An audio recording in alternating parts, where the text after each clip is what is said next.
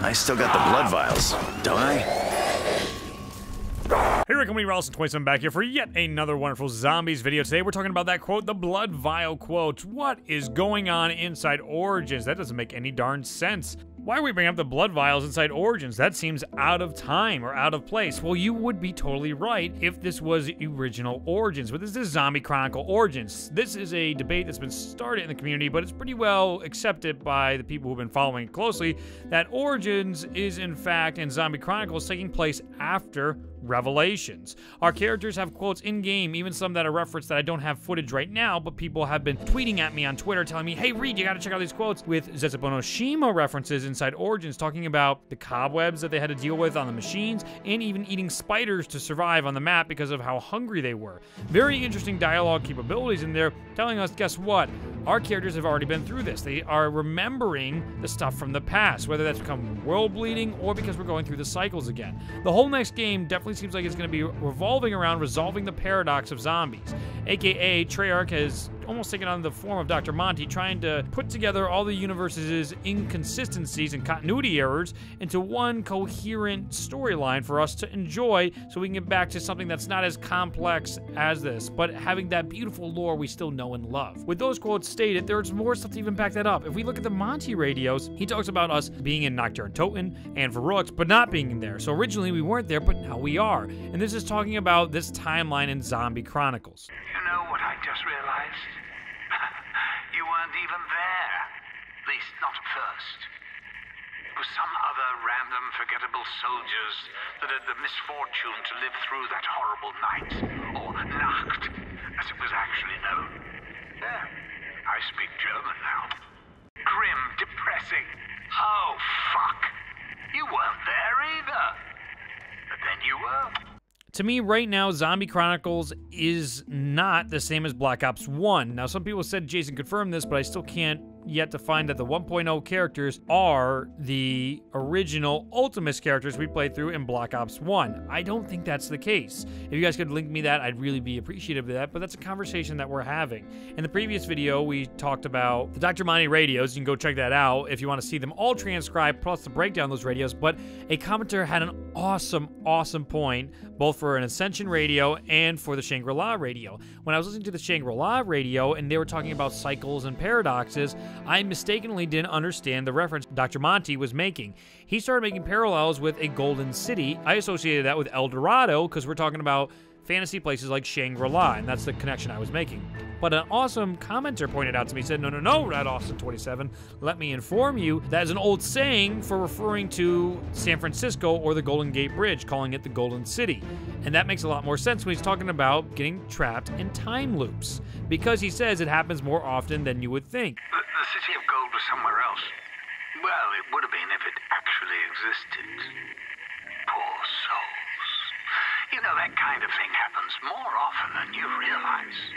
AKA, they're talking about Alcatraz, the Weasel, and that scenario, which is another wonderful connection to Bridge. No pun intended. The other point that was made about the Ascension radio and the long debate about the bald man versus the bald man was a context of the actual quote. When you start getting into the details of the quote where Gersh was fighting alongside our characters, Monty's telling us this, while Richtofen's off somewhere else. So automatically, Richtofen isn't with the group. Well, we know when we play in Black Ops 1 and inside Zombie Chronicles Ascension, Richtofen's with the group. So we're already referring to a universe that we never played as. Second, fighting alongside our characters, he couldn't be a ball fighting alongside our characters. That's why he is the bald man on the Ascension poster.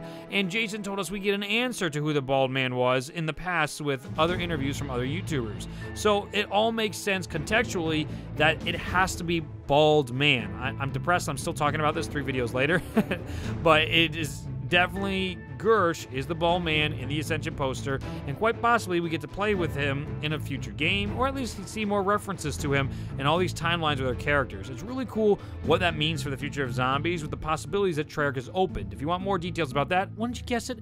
Reed has another video for you, so you can check that out in the description or in the cards. I'll always link those. So I did want to bring this Blood Vials to your attention, because it's something to consider that when we're playing Zombie Chronicles, we're still moving forward in the storyline. This isn't just a rehash of old maps. It is a remaster, but it's truly that love and care for Call of Duty Zombies. Treyarch has done this incredible job of pushing this game so we end up loving it more and more, even though I know it's not everyone's cup of tea and everybody has their own favorite version of zombies, but it keeps the conversation going, which I absolutely adore.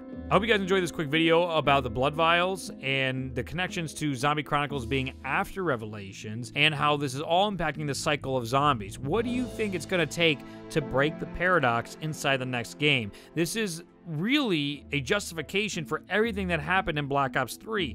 We now understand that Black Ops 3 is almost like a setup of sorts, not quite a prequel because the timeline's so complex, but it's very much a setup for the future of these games. Everything that happened in Black Ops 3 had to happen to allow us to enjoy the game moving forward, because all of us were getting very frustrated with how convoluted the plot was and some of the narrative points. We were very, very excited all the way from the Giant and Shadows to Go Rod Crovey, but Revelations really left us upset. And finally, we had this canonized timeline to really get us into a better mind state about this and enjoy the game more. I'm Ascension27. If you did enjoy this video, make sure to subscribe for more Black Ops 3 zombie news and information, all your zombie Call of Duty news, and more gaming entertainment videos. Oh, he does other things too. This is crazy. I do have to tell you, I have a poster sale happening right now. Today is the second to last day. You have until midnight tomorrow, so 11:59 Eastern Standard Time Monday, to purchase my posters. They will not be sold again, the perk posters, if I can help it.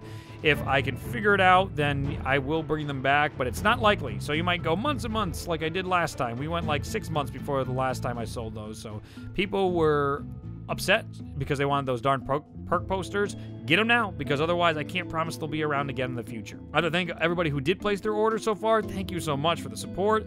It means the absolute world to me, and it absolutely changes how my company can function, so I cannot thank you enough for that. All posters will be shipped out May 30th, and will continue to ship out throughout the week. We might not be able to get every order out that day because there's such a large amount, but thank you. Seriously, it'll get to you as soon as possible. International orders can take anywhere from 4 weeks to 8 weeks to send, and domestically, it's 2 to 3 days typically. You guys are all wonderful. I hope you enjoyed the video. Tell me your thoughts in the comments down below. Leave a rating, and I will see you in the next one. Bye.